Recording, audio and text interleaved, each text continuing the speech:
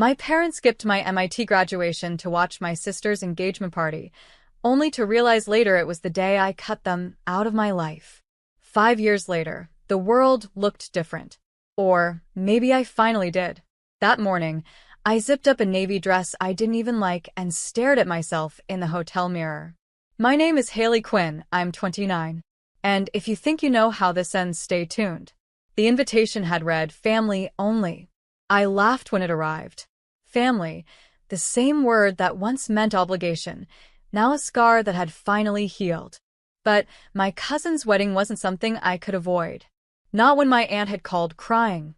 Please, Haley. It would mean so much if you came. So I came. For her. Not for them.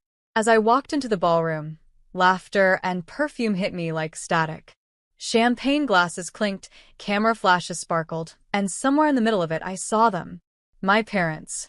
Still polished. Still pretending. Dad's hair grayer, Mom's pearls brighter. My sister stood beside them, holding a new diamond on her finger and a smile that didn't reach her eyes. They didn't notice me at first. It was almost peaceful, watching from across the room, seeing how small their world had become, a performance held together by denial. Then Mom turned.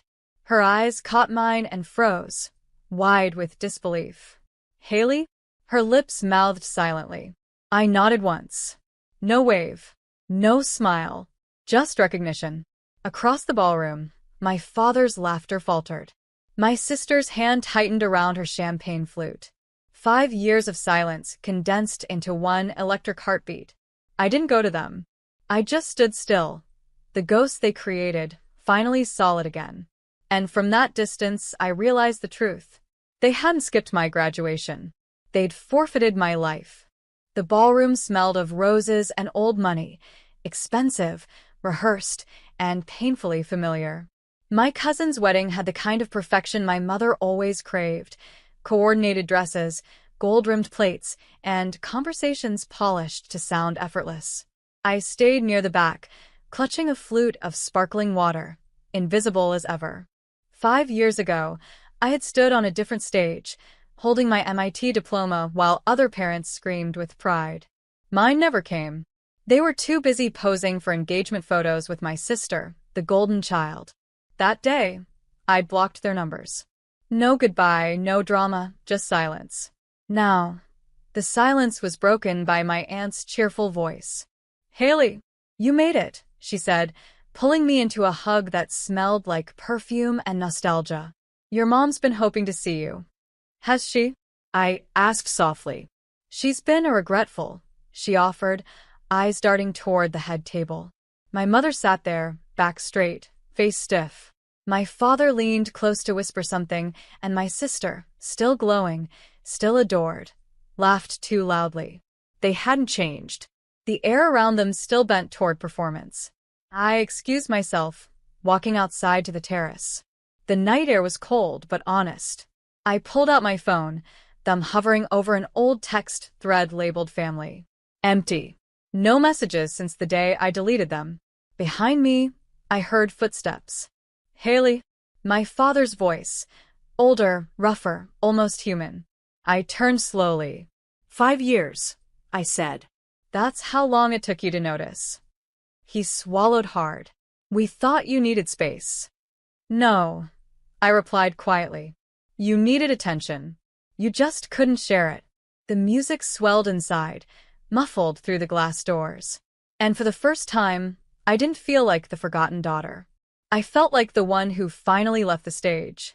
He stood there awkwardly, hands shoved in his pockets, the same posture he used when guilt crept in. Your mother wanted to reach out, he said, but she didn't know how. I tilted my head.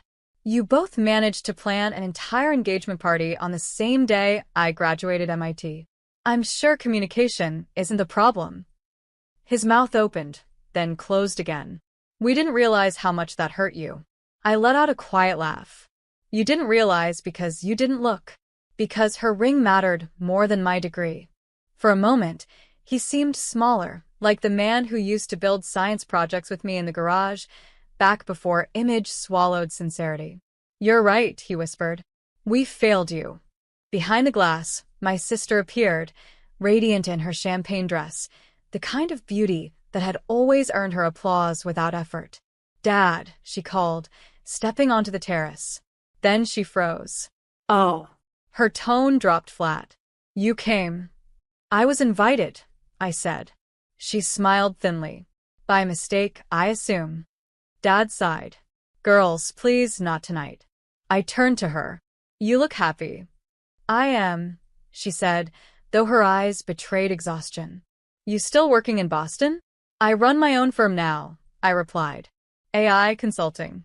Her smile faltered. oh. Silence spread like fog. She looked at Dad for rescue, but he had none left to give. I stepped closer, my voice low but steady. "Don't worry, I didn't come to ruin your perfect evening. I just came to return what you left behind." I pulled out the sealed envelope I'd brought for years, unopened, and waiting for this moment. Her face paled. "What is that?" "Closure," I said, placing it in her hand. The envelope trembled in her hand. I'd sealed it 5 years ago, on the night I packed my diploma, moved out of Boston, and promised myself never to explain again. But I'd kept it, waiting for this moment. "What's inside?" she asked cautiously. "The speech I was supposed to give at graduation," I said. "The one you told Mom was a waste of time compared to your engagement toast." Her lips parted, guilt flickering for a second before pride smothered it. "Haley, that was years ago." "And I still remember every word," I interrupted, my voice calm. "I wrote about resilience, about family, about believing in people even when they don't believe in you. You should have heard the applause." Dad looked away, eyes glistening in the low terrace light. "Why bring this now?" my sister whispered. "Because you never asked what you missed. And I needed you to know that I made it without your cheers." Behind the glass, the wedding reception carried on. Music, laughter, the illusion of love. Mom appeared suddenly at the doorway, her pearls catching the light. "Haley," she said, breathless, "your aunt said you were here. We should talk." "I think you've said enough," I replied quietly. "You just didn't realize what it cost." She reached for my arm. "Don't make a scene." I smiled faintly. "I stopped performing 5 years ago." Her grip loosened, the same way her control always did when I refused to play my role. I turned toward the ballroom, where the lights glimmered across crystal chandeliers. "Enjoy the show," I said softly. "I'm leaving early this time." I walked out into the cold night, my heels echoing against the marble floor, each step a reminder that freedom sounds nothing like applause. Outside, the parking lot glowed under string lights, wedding laughter trailing faintly through the glass doors behind me. I leaned against my car, the night air cool against my skin, and finally exhaled. 5 years of distance, and still, the ache found its way back. I thought I was past it, but there's something cruel about proximity, how a single glance can pull you into old wounds. My phone buzzed. A text from an unknown number. "You didn't have to humiliate her. She's your sister." I didn't need to guess, it was Mom. I stared at the message, thumb hovering over the screen before typing back. "You humiliated me first." I just finally stopped participating. I slipped the phone into my clutch and looked up at the stars. They reminded me of that night in Cambridge, standing on the MIT rooftop with classmates as the city glowed below us. Everyone's families had been there, cameras flashing, parents crying. Everyone except mine. That night, I'd walked back to my dorm, wrote "Congratulations, you did this alone" on a sticky note, and pinned it above my desk. It stayed there for years. A voice broke my thoughts. "Haley?" It was my cousin Maya, the bride. "I saw you leave. Are you okay?" I nodded. "Just needed air." "I'm glad you came," she said softly. "They should be too." She hugged me, simple and honest, before heading back inside. For the first time all night, I smiled, not because I'd won anything, but because someone saw me without condition. The ballroom music swelled again, behind me. I wasn't going back in. Some doors, once closed, don't need reopening. The next morning, my phone buzzed nonstop.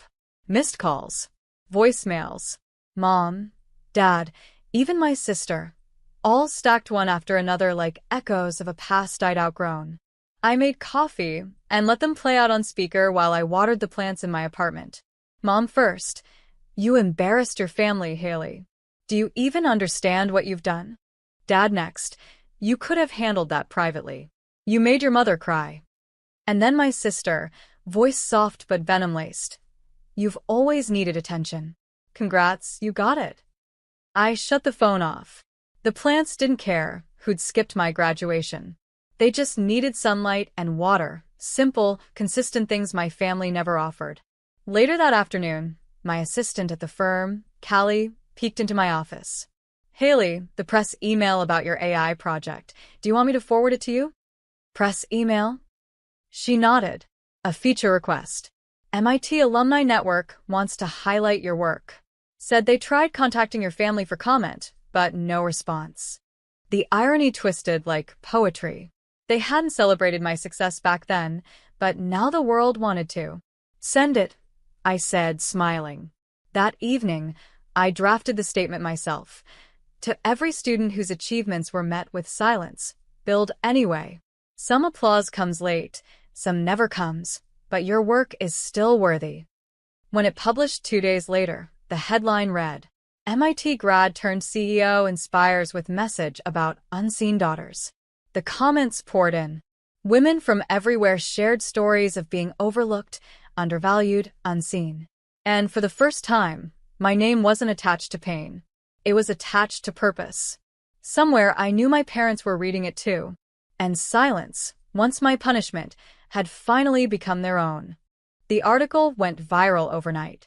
By Monday, my inbox overflowed with messages from women who said, I felt that. Professors reached out from MIT, old classmates commented on the post, and investors mentioned the feature during meetings. It wasn't fame. It was validation earned the hard way. But along with the congratulations came another email. The subject line read, Your parents reached out. It was from the journalist who'd written the story. I froze, reading the message twice. They asked for a correction. The note read, claimed they supported your journey and that your quote was taken out of context. I laughed under my breath. Of course they did. Public shame was the one language they understood.